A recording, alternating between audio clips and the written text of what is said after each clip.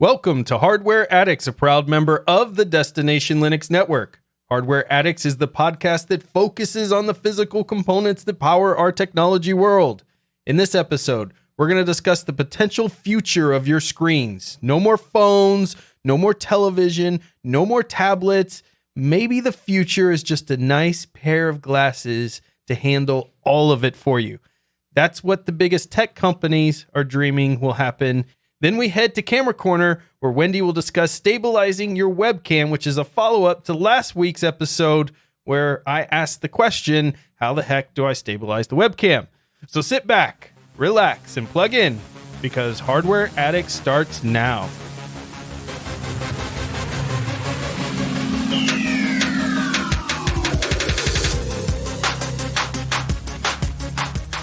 I'm Ryan, your tech guide through the universe, and with me today are my two co-hosts, Wendy, a resident photographer extraordinaire, along with hardware enthusiast, and Michael, the software sage and hardware Padawan. Let's find out what tech adventures everyone has had this week. Michael, is it true you have no hardware to talk about? I know it's shocking. I typically have just the most of everyone, and I always have the most obscure things and the most frequent of. But this week, no, I don't have anything to spit. Nothing? Not even phone shopping? Because we did talk a little bit about that last week, where you were starting to do some phone shopping. You didn't do any looking into that at all. I did do some phone shopping, and it's just painful. There's so much truth.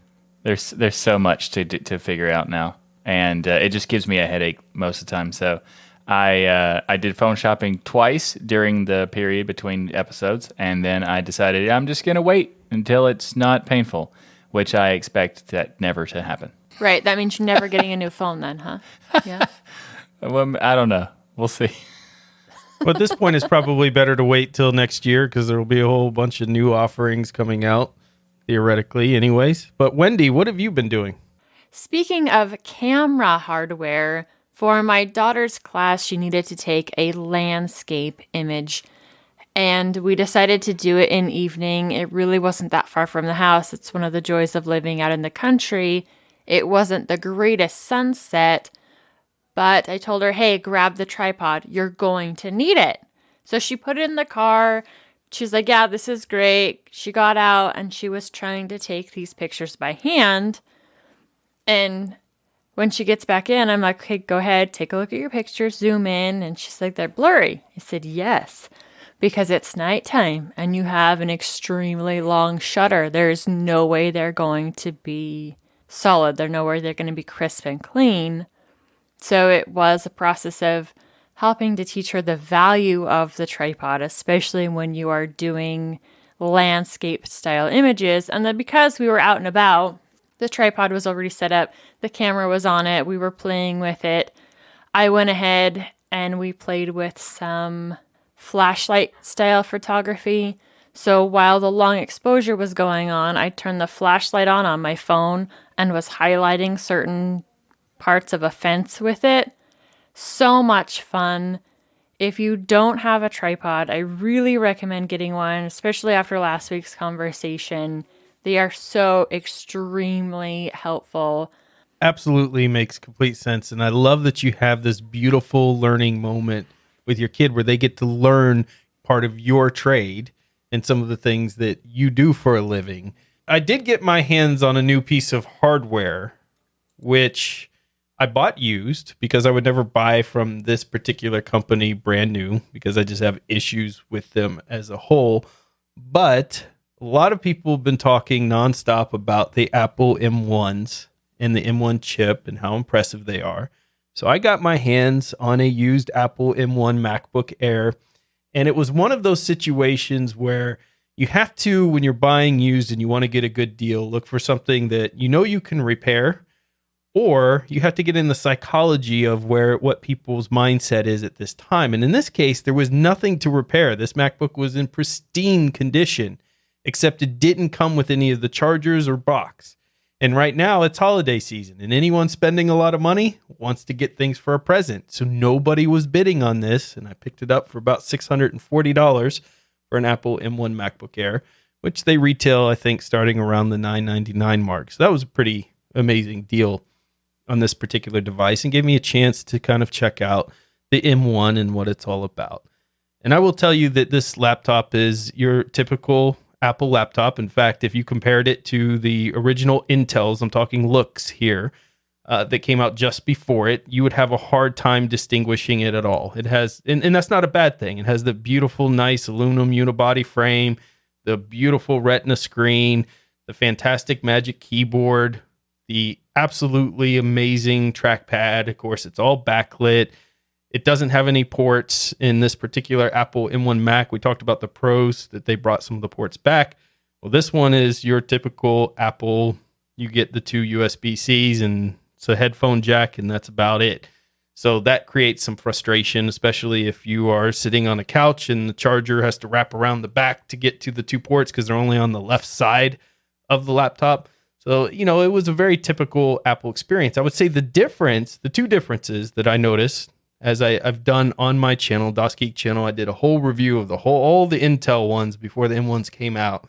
So this is very recent in my mind. The only difference I could really tell are two things. Number one, there's no heat and there's zero noise because it's completely fanless, but there's no heat. And that's a big difference. If you ever messed with an Intel Apple MacBook Air, there was a lot of heat, especially at the top of that frame right before the screen.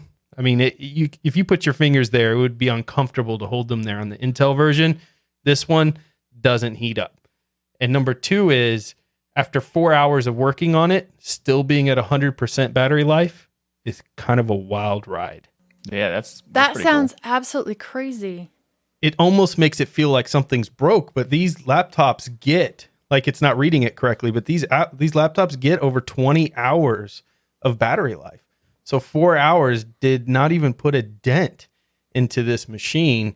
Now, it is amazing because, in my opinion, Mac OS is a more refined experience than a Linux desktop. It's more refined. It's more put together. It's prettier. Things flow together correctly. However, it's way more limited than Linux.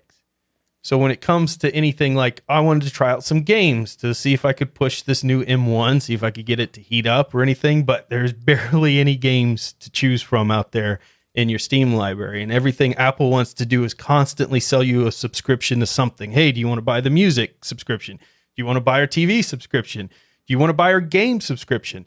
So even some of the games that looked interesting, you couldn't get them. You couldn't buy them separately. You have to pay that $4.99 subscription fee to get into their gaming service to get the game and things like that. So it's just this constant push to get you into and locked into their ecosystem. And so from a lot of perspective, it's a fantastic machine. I enjoy it very much. But at the same time, I feel like I'm just on a more limited version of Linux in a lot of aspects. But I'm telling you, that ARM chip is quite amazing. That battery life blows me away. And I can't wait to see that in the PC world if we're able to get a manufacturer to build something quality like Apple has as far as the aesthetics, that nice unibody, an actual screen that's more than 1920 by 1080 would be nice. Hello, PC world. And have a beautiful trackpad and things in there. I think it's going to be quite amazing for people to experience that really long battery life. Did you ever get a performance hit from this device? So yeah, battery life sounds like it's fantastic. Absolutely fantastic. I would love to have a laptop that has battery life like that. But because this doesn't have cooling on it, did you ever put it under a heavy workload where maybe some kind of cooling would have been beneficial, or was there no performance hit at all?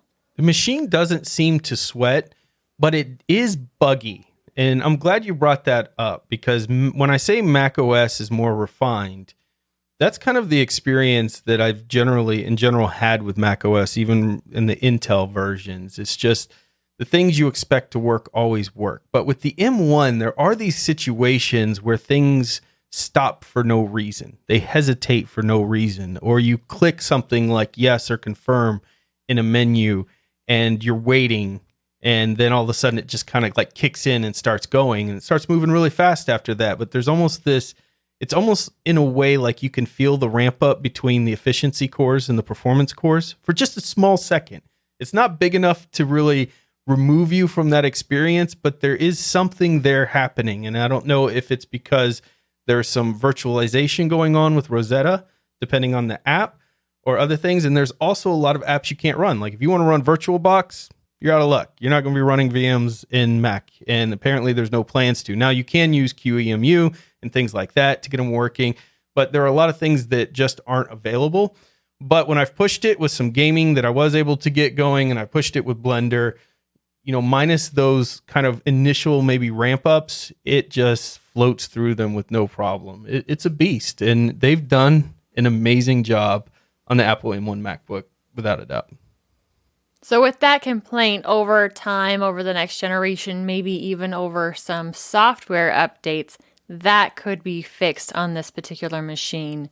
They're just not there yet. It's first generation, and there's always bugs in first generation. Absolutely. Whether you're Apple or anybody else, you're going to go through that.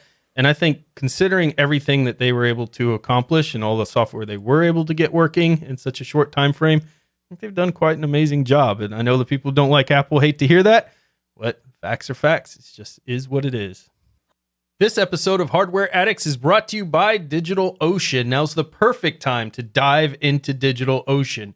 Their new app platform service helps you build modern cloud-native apps for way less money. With that platform, you can build, deploy, and scale apps and static websites faster and easier than ever before with its simple, intuitive interface. Simply point App Platform to your GitHub or GitLab repository and let it do all the heavy lifting. Whether using Node.js, Python, Go, PHP, Ruby, static sites, Docker, and container images, it's all there. I've been playing a lot with Docker lately. I've been using DigitalOcean as I'm learning and going through these various courses, and it's so helpful to be able to put an instance up, put some containers up, and then I can tear it down when I'm not using it. Plus, it's built on top of DigitalOcean Kubernetes, providing a smoother migration path so you can take more control of your infrastructure setup as well. As a Hardware Addicts listener and a member of the DLN community, you can get started building your world-changing app with their app platform for absolutely nothing. In fact, I'm going to do better than nothing. We're going to give you, DigitalOcean's going to give you $100 to start playing with and setting up different droplets for your applications or whatever you're wanting to do out there. Go to do.co/DLN to get started with your $100 free credit. That's do.co/DLN. Get your $100 credit. We want to thank DigitalOcean for sponsoring this episode of Hardware Addicts.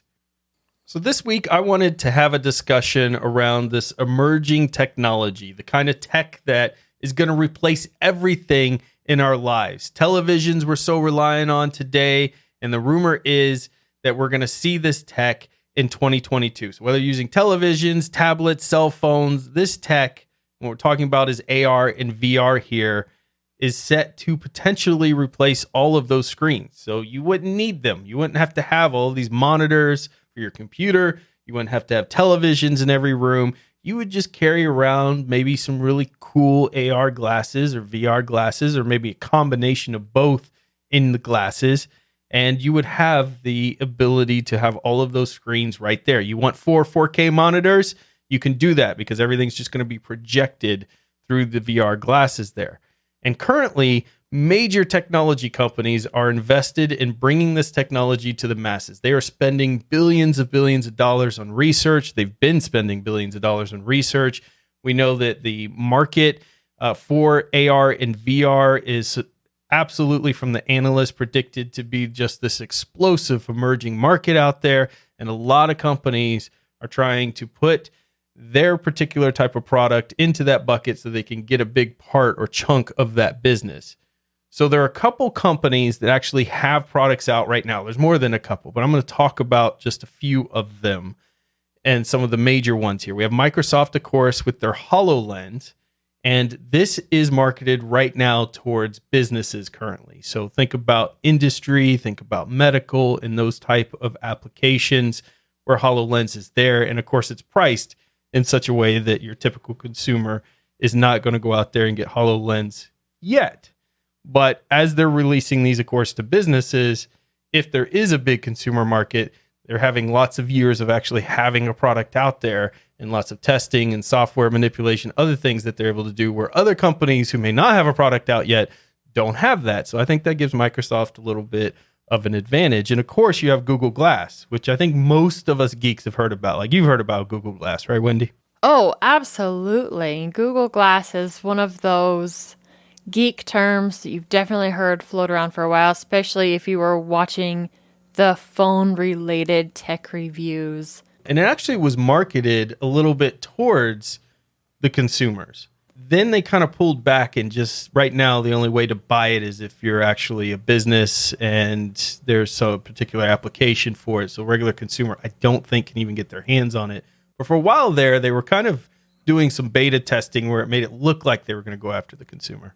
Well, there was a reason for it, though, because the Google Glass, at least the first edition, had a problem where if you changed climates, so people who were the types who would travel from really cold climates to really hot climates from, like, they do it for their business or for their work, they have to travel, it would basically break the Google Glass every time you did it.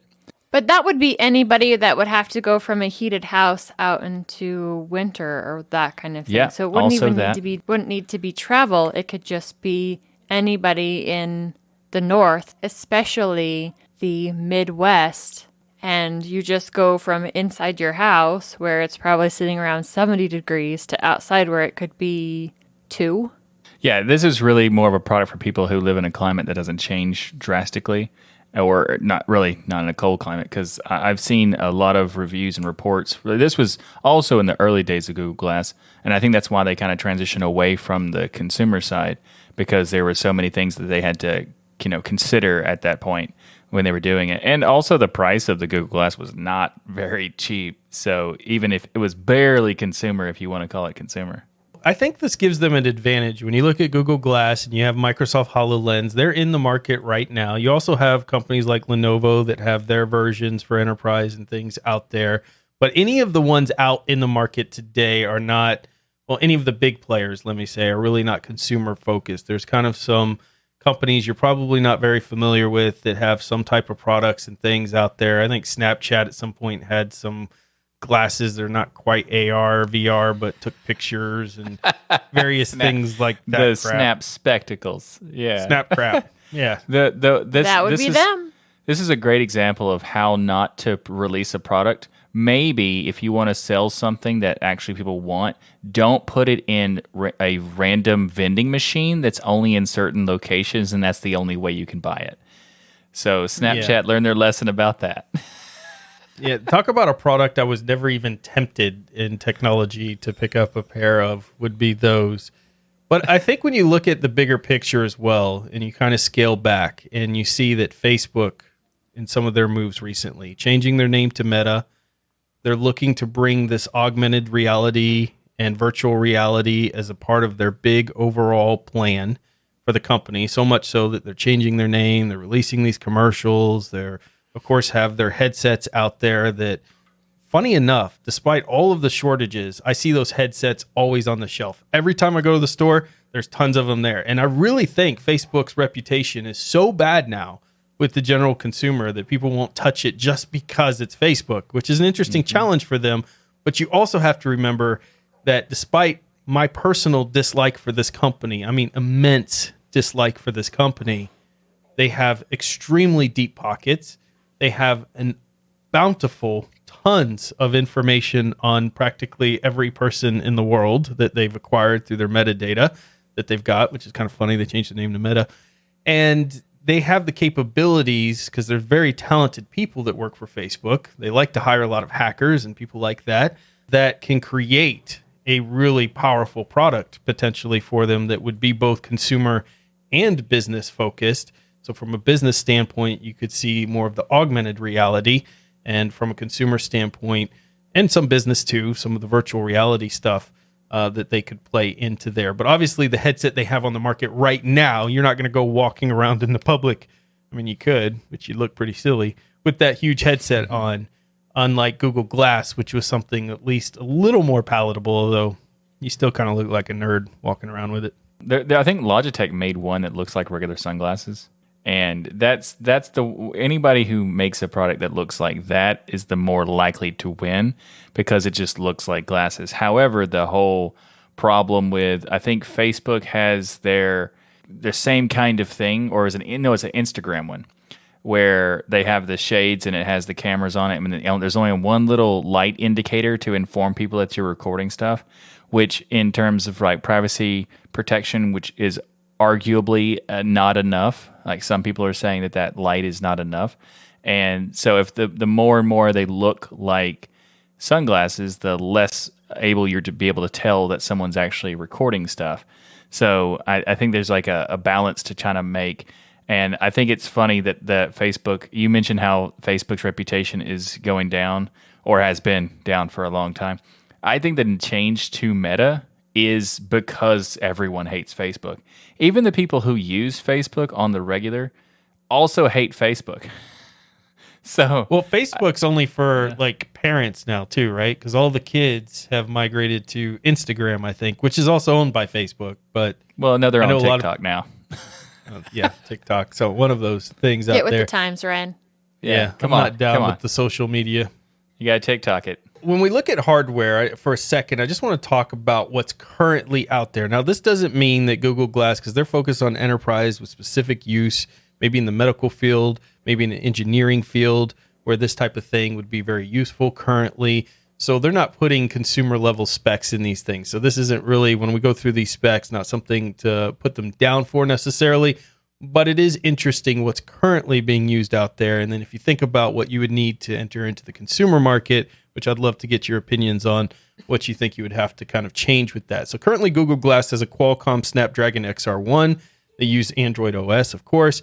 So it only has a 640 by 360 pixel RGB, and it has a touchpad, and battery is 800 milliamp hours and 3 gigabytes of RAM. So it's a pretty low-end device overall, 640 by 360. I don't know if they have different versions that may have higher resolution. I wasn't able to easily find it. This seemed to be the one they were advertising out there, but I was pretty shocked by that terrible resolution there, 640 by 360.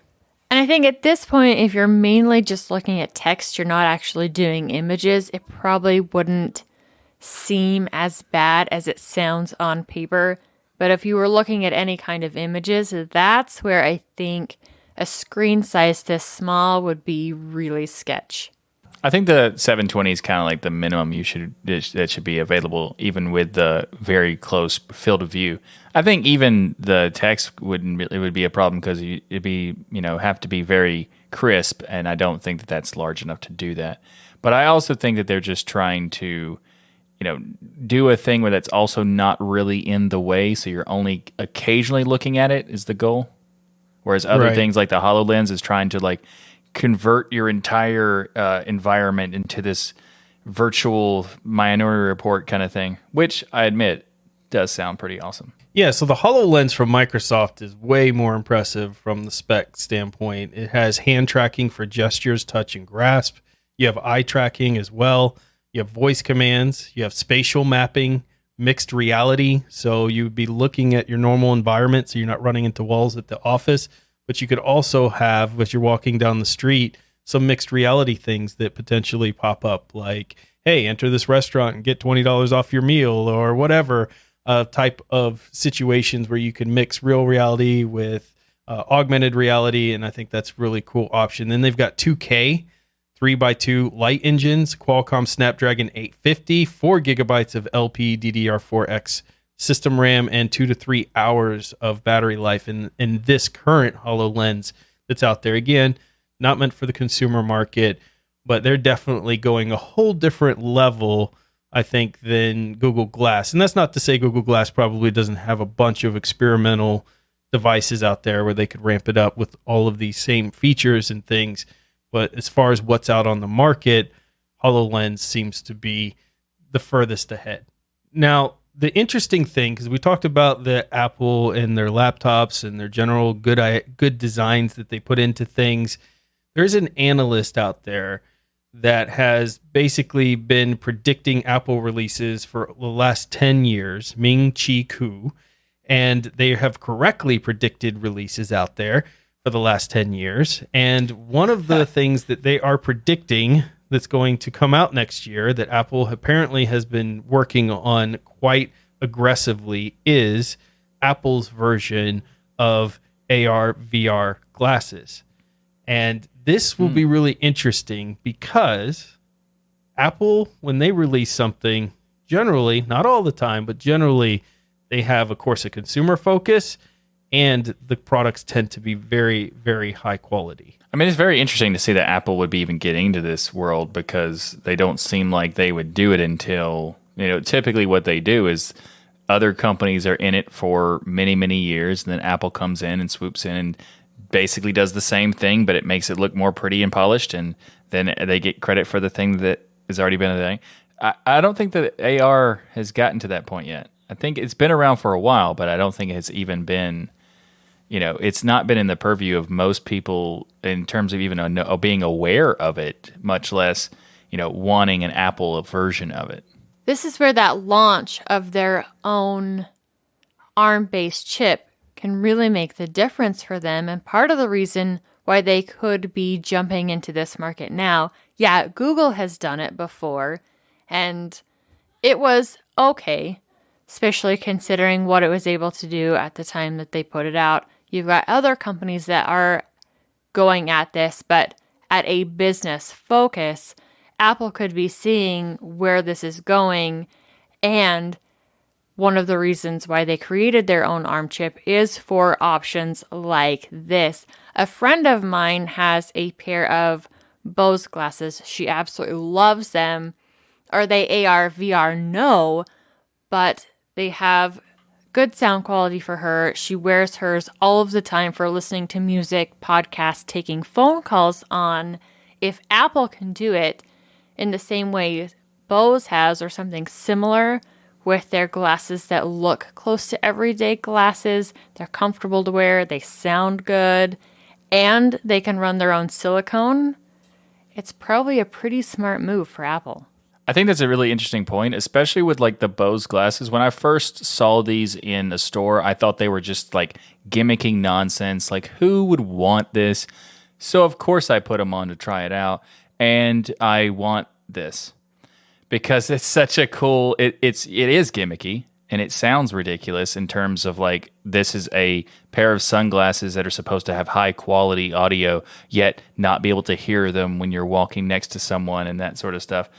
And also not having to have earbuds in your ear, and you get the benefit of that. It sounds like a gimmick, but it works very well, and the audio sounds surprisingly good. Yeah, they're definitely not made for the audiophile, but can you imagine if you have those glasses, your music playing, and you could skip songs with your eyes? That would be really advantageous, especially some of the songs that people think, or the service thinks that you want to listen to. Being able to skip it in the gym with your eyes would be wonderful. I actually had a pair of the Bose sunglasses. I had them for several months. I eventually got rid of them for one reason. Because the frame was so thick, you could not fold them into your shirt. You know how sometimes you put like one of the arms of the glasses into your shirt when you're walking into a store because you don't want to have sunglasses sitting around on your head or walking around like you're so cool that you have to have shades on 24/7 in a light environment. So you couldn't do that because the arms were so thick and the glasses would kind of jet out from your chest, and you couldn't really put them on your hat either or put them anywhere else. So it was kind of inconvenient to carry them around.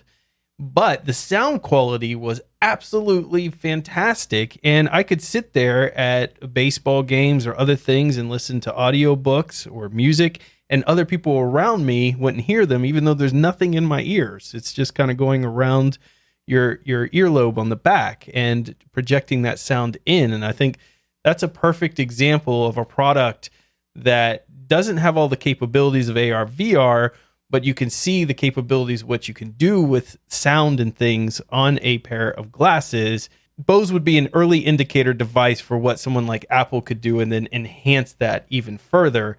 And I love the fact that you mentioned the ARM chip as well, Wendy, because we talked about the battery life earlier on the laptop.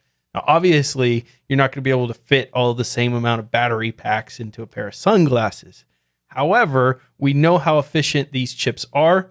And the particular analyst here was predicting that there will be two processors, Mac equivalent processors, one as your standard CPU and another to handle all of the sensor inputs and things out there. But you probably wouldn't have to have as powerful as a chip, number one. And number two, even if you could get 8 hours out of this, that's much better than the current products, which only have 2 to 3 hours of use out of them. So you would be tripling the amount of the current products on the market right there alone if you were able to do that. And they're predicting that this won't be a device that you pair with your phone particularly, or need to pair with your phone, that it's going to be a standalone device, not an accessory. So the prediction is this is going to kind of be their next product that they want to sell a bajillion of, that you're going to replace your phone with. And the headset will make use of 2 Sony 4K micro OLED displays.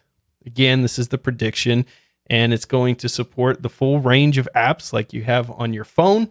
And you'll be walking around basically with this augmented reality glasses made by Apple, which they can make some really good products out there using their new silicon. Yeah, I'll give them credit that Apple tends to make really nice hardware, and it might not be the most powerful specs most of the time, but when they do make it, it is a solid product, and I will acknowledge that. So it would have me tempted to try this out, especially since I wouldn't have to have an iPhone or a Mac, because I don't have either one of those, and I don't want either one of those. But it would be cool to be able to have this and not be, forced into their walled garden. But I also wanted to say real quick, this person who is predicting, and I put air quotes around predicting, if you're correct for 10 years about your predictions, you're more than a prediction. You have some insider information somehow. Exactly. You're leaking stuff. Yeah, this is very specific of these particular types of displays and stuff like that. Yeah, it's a little more than a leak at this point. You're on the manufacturing assembly line making these things, probably. It seems like it. I think this is really interesting, and Apple has a way of making products look really good in general, and that's going to be one of your big hurdles, is who's going to want to walk around with currently like the Google Glass, which is the closest thing to a consumer product. Nobody really wanted to walk around with it. Apple has a tendency to make and design things that really look good. Likely have Siri integration. All right, that's maybe a bad thing. Never mind on that one. But amazing resolution, mixed reality, design you'd actually wear, an all-day battery potentially. I think this could do some really cool things. And if you think about it from a business perspective, the things you could do, from being able to walk around and see your computer screens, maybe able to display like a heads-up display or holographic displays for a keyboard, be able to move your screens around, be able to have 2 screens if you need 2 screens. There's a lot of virtual workspace capabilities, take your calls. You could game, of course, potentially with these devices on your head, and you could have a controller in your hand, or it could use eye tracking and other things. Like, there's so much potential here in things that could be done. When you think about this, whether it's Apple or anybody else that releases it, is this something you guys see in your future that you're excited about, that you want to wear, with the potential to have this mixed reality going on and have one pair of glasses that can kind of do it all? Watch your TV, be your phone, be able to take your calls, business, personal, all of it right there in a pair of glasses. I want to be excited about it. I really, really want to be excited about it. But it comes down to privacy implications. Apple has been more quote unquote on the privacy side than some of these other companies. I wouldn't trust anything that comes from Facebook, Meta, whatever in the world they want to call themselves. And I'm really uncomfortable with other people having them on their faces. I already don't have an automated home. I have held off on all of the little gadgets from the 2 major companies because I don't want those extra ears that are constantly listening all of the time. And I'm not feeling any more comfortable with these devices in general, just based on all of the constant data that they will be gathering. Where does that go? Where is it being stored? What are they doing with it? Those are all things that I really, really want cleared up before there's something for me. And when it comes to replacing the TV, I'm not sure about that either. Typically, the only time I'm watching TV is when I'm sitting down with my family, so we're watching something together, or after the kids go to bed and I'm just watching something with my husband. That's an experience that I want shared. I don't want it personalized to just me and the glasses in front of my face. Part of watching shows with the kids is seeing their reaction when something funny is happening. Or the one time we were watching one of the Pirates of the Caribbean movies, and everybody knew that there was a jump scare coming up, everybody looked at my youngest kid, which was absolutely hilarious. Like, we all got a kick out of the jump scare from him at the time of watching the movie. I don't want to lose that. But imagine a world in which you're not losing that, because in a mixed reality situation, the TV would still be projected potentially on your wall to everybody at the same time. And when you look over at your son, you're looking through clear glasses, so you would still have that experience, and it could record that experience as well. So you would have an experience that would go into your family photo album or videos, because it would be recorded. Potentially you could have it recording, knowing that jump scare is coming up, and capture that moment for everybody. So the mixed reality side, if they were able to implement it correctly, would still allow you to have those moments. But I 100% agree with you from a privacy standpoint. This is what's holding technology back. Having a personal assistant in my home, I love the idea. I want something to turn on lights. I want something to play music that I want. I see the commercials, I get into the idea of having a little personal assistant, set a timer, different things like this. But because of the privacy implications, I don't have any of these devices in my home. I don't use them. I don't trust them. I've had them and tested them and saw that they were recording way more than when I asked for Hey Alexa. It was recording all kinds of conversations that were going on in the home through there, which at least they gave you the ability to go and audit those. And that was shocking enough to me that all those devices left my home and I never brought them back in again. And I think this is the biggest hurdle these companies will have to overcome, is how do you deal with the privacy implications of having a camera on your face all the time? Because at least your phone, you can kind of turn it over, you can leave it in another room, those type of things. But if everybody's walking around with these glasses on, because that's your entertainment, that's your TV, that's your cell phone, that's your everything, you're not likely just to go leave them in another room very often. That's a lot of privacy stuff that we're going to have to contend with. And these companies are going to have to realize if they want adoption, they're going to have to address these privacy concerns. Eventually, they'll probably have to address them. But I think there are people right now who kind of look at it as, they already have my data, then, whatever. And that's unfortunate, but it is a perspective that is highly... it's an unfortunate, terribly ignorant perspective that people don't understand, because it's already had real life implications to people who are, your great law-abiding citizens getting caught up in things because of geofencing and other stuff that they really weren't involved in, but because their device said they were there, they're getting in trouble in real life. Yeah, real they just happened to walk people. by something, or they were driving by and it pinged them and stuff like that. Yeah, there's some bad stuff that is happening that people should be aware of and be and care about privacy. Absolutely. But I do think that there is an element of this technology as a whole. So if we take out the privacy implications, because of course there's a problem for sure, especially with depending on, there's not a chance I would even consider the idea of looking at a Facebook product for this kind of thing. Not a chance. And but other ones maybe. And depending on the technology, it could be cool to play with. And I wouldn't be using it all day and doing work with it, maybe, depending on it is. But the idea of having like a giant workspace in a virtual world sounds cool. But I also think it's not really that practical. It just, because just putting on VR, AR maybe, but VR for sure is just, you get disoriented after a certain amount of time or a certain amount of activity with it. And with an AR, while it's cool, I think it only has certain levels of value, like getting data about something. But in order to get all that data, it has to scan all this stuff. So I'm not really sure how helpful it could be, but I did see one instance that would be amazing, where you're wearing these, you're traveling and you're going to a different country that has a different language, and it could use the AR stuff to automatically translate it as you look at it. That is amazing as an idea, and showing the demos of how that works is just very, very cool. And we know that technology works. That technology is on my Google Pixel phone, and my son had a Naruto shirt on, and it had a bunch of Japanese characters on it. And he's like, what does it say? And I could just take my phone, look at that text on his shirt, and it translated it to what it said. And so the capability is already there. Putting it into Right. glasses is just a matter of the software is already there, just loading the software in. So that's a real life situation where something would be really advantageous for traveling. And also, I think for work meetings and things. I mean, I think it would be interesting to have a virtual version of yourself sitting around a meeting with everybody working from home and other things. I think there are some real world implications here. I think this is coming. I don't think we can avoid it. The question is, will it really be replacing all your screens, or will it be more of an accessory thing that you utilize?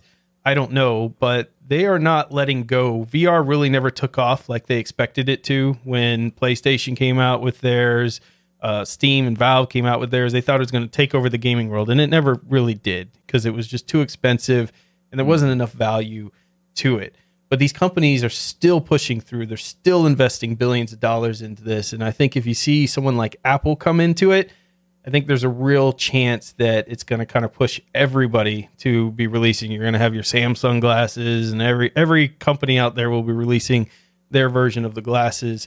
So it's kind of a thing that I don't think we're going to be able to avoid very much longer. And it'll be interesting to see how it changes our world in this AR, VR mix that we're going to have coming up in the future. I can't wait to get my Supreme AR goggles. As long as they run Linux. Absolutely. Well, it doesn't matter as long as it Real has the Linux. brand Supreme slapped on it, because that's Okay. That's Supreme. You want glasses Supreme? So like No. a taco Supreme? No, it's a very specific reference that not a lot of people are going to get. But if the people who do get it will be laughing. Put it in a the lot comments because- below if you got it. But I do think there's a lot of potential for the AR goggles themselves. And I also think that I don't want them to look like sunglasses. I want them to look like, this is weird, but I kind of want them to look like skydiving goggles.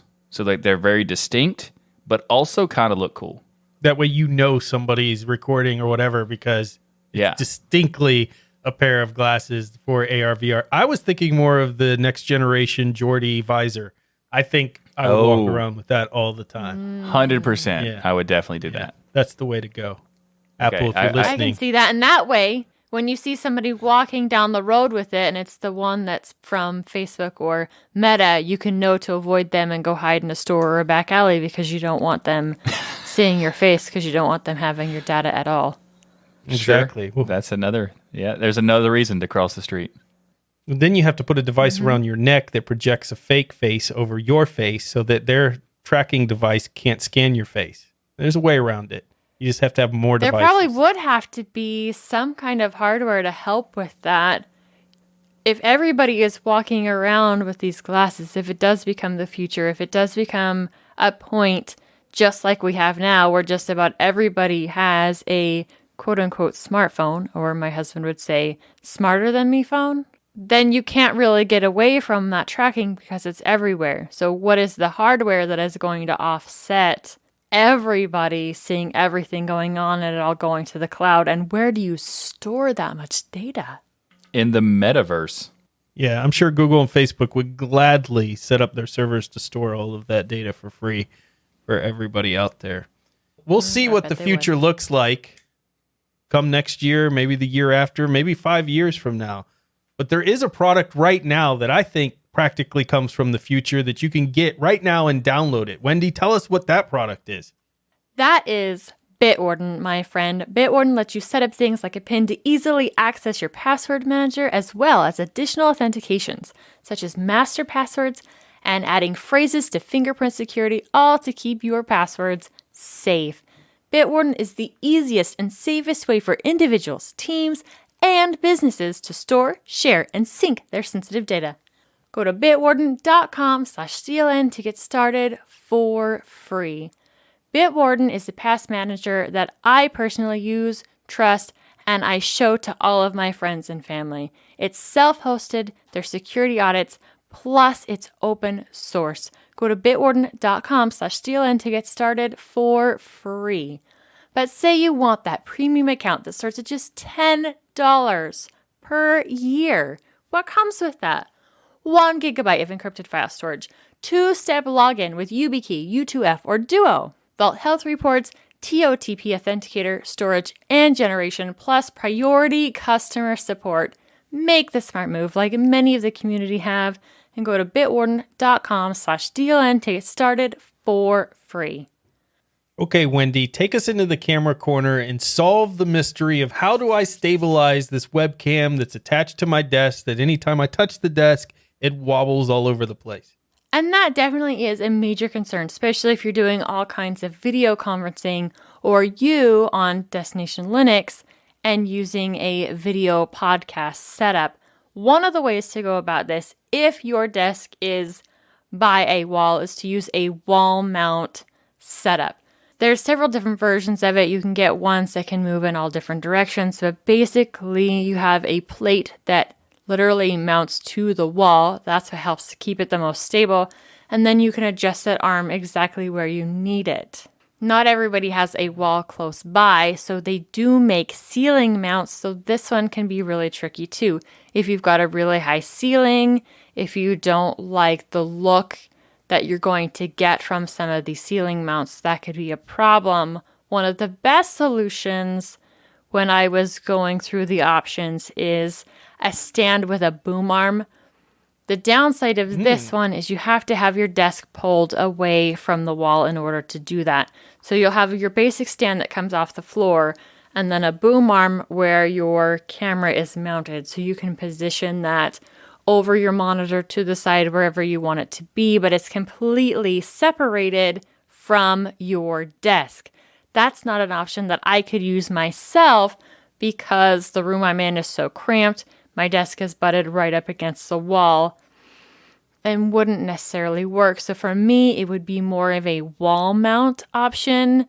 Ceiling mount, if I could find one low enough. I'm typically standing at my sit-stand desk, so that's where it could be an issue if your desk is moving up and down and you're wanting to keep somewhat of a look consistent. Any of those options, you're going to have to adjust your camera if you go from sitting or standing. One of the things that I was looking into, and I didn't find one specifically for webcams themselves, but a vibration isolator mount, and these are really pretty cool. They've been developed by the filming industry for shooting video when you're driving down the road, you're moving with it, and it takes that bounce out of it. Now, the ones that I found are definitely more priced on the higher end, but I'm betting with a little bit more digging, you can find some smaller ones, a little more compact, less expensive ones. They can go between your actual tripod and the camera. So it would sit in between. You have your tripod coming off the desk or whatever stand you're using that's physically on your desk. Then you'd put that vibration isolator on top of your tripod, and then your camera mounts to that. So as you bump your desk, that vibration isolator would take that movement instead of the camera itself. You could probably also do this with a gimbal. The downside of doing this with the gimbal is having a battery in your gimbal at the same time, needing to take it apart, recharge your gimbal and that. But I know the one I have, I can mount my gimbal directly to a tripod. And if I had that set up, my gimbal would still take the vibration and my image would stay steady, even though it's still on a tripod on my desk. Those are somewhat the best options, although every single one of them is going to take time to A, deal with expense, or B, having to take it on and off to recharge batteries of the gimbal, or move the boom arm, move the wall mount adjustments for sitting and standing. Well, I think these are some workable solutions here. The wall mount actually is the most likely that would work. The problem is that particular one, and there's probably multiple variations, the particular one that you linked to is about 8 inches. I would need something, because the desk is a sit-stand desk in an L shape, it's probably about 14 inches from the wall, and it has to come in between the monitors for the show. So I'd need something a little longer than that, but there's probably versions out there. But I think that would work for my case, because the battery is a dumb battery that basically makes it think it's on all the time. And so if I had that wall mount coming out and it was attached to the wall, short of an earthquake, that would reduce a lot of the vibration that I'm dealing with here now with the desk. The gimbal is really interesting, or the cloud mount. is really interesting, but $400, it's not that interesting. Yeah, not that interesting. I'd rather just remember not to hit the desk. Yeah, and they're definitely more expensive because this one in particular is made for the film industry, so it probably has way more vibration absorbing than anything you're going to need as you accidentally bump your desk while flailing your hands in your excitement during an episode of Destination Linux. Now, I don't flail my hands that often. Okay, I do. I actually get comments in my videos where people are like, why are you talking with your hands? Your movements don't mean anything. I'm like, shut up and go watch another video. Leave alone.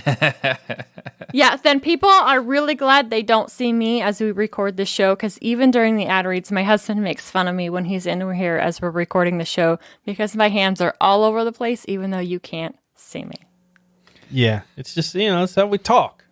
Deal with it. That's right. But these are really good options actually out here to try out. I could potentially do the stand with the boom arm as well, because that would come from the side and go to the middle.